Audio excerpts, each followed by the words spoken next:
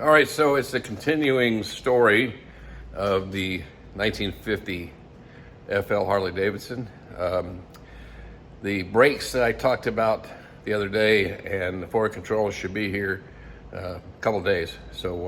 But until then, still working with the rear wheel, making sure everything's lined up.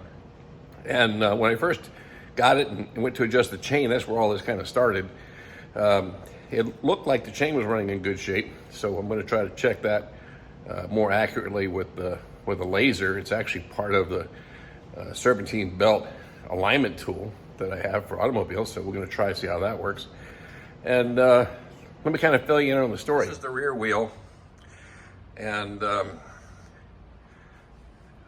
I was curious about checking the alignment, making sure that the wheel is lined up in the frame. You know, a motorcycle is a single track vehicle, so the center line of the wheels has to be on the center line of the motorcycle in order for it to handle properly. I found some guy online that said, oh, no problem, it's easy peasy, find the center line of the wheel. You know, you just put the axle through the wheel with just the spacers, just the axle spacers, not all the spacers that space in the frame, but just the bearing spacers.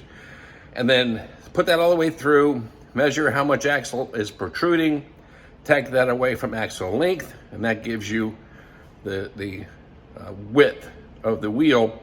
Split that in half, that's your center line. Well, that's okay, except hubs, the flange mounts really are not symmetrical, all right? So in other words, you know, the part where the spokes are, okay, that section is symmetrical, but you can see here how much distance we have on this side versus, turn that around, versus this side. So this one took a little bit of finagling to actually get the center line of the wheel. Hubs, the flange mounts really are not symmetrical, all right? So in other words, you know, the part where the spokes are, okay, that section is symmetrical, but you can see here how much distance we have on this side versus, turn that around,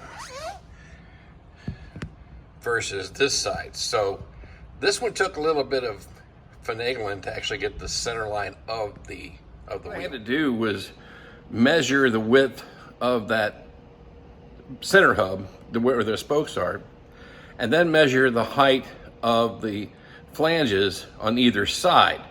And first find the center of just that, the spoke hub, and then find the center of that, and then look at how much further out each side brought the actual wheel assembly. Does that make sense?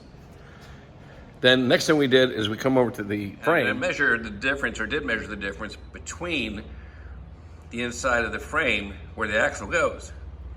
Of course, cut that in half. That should give me the center line of the frame. Now, in this particular case, the bike actually had a spacer on the sprocket side, and it had really not a spacer per se, but the mount for the rear caliper actually acted as the spacer.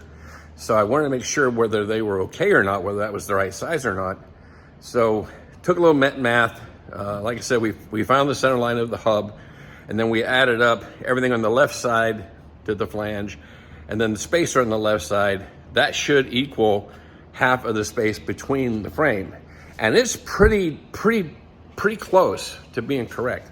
So what I'm going to do now is I'm going to put the wheel in the frame and get it centered square, and then line it up with that sprocket and put the laser on it and see what happens.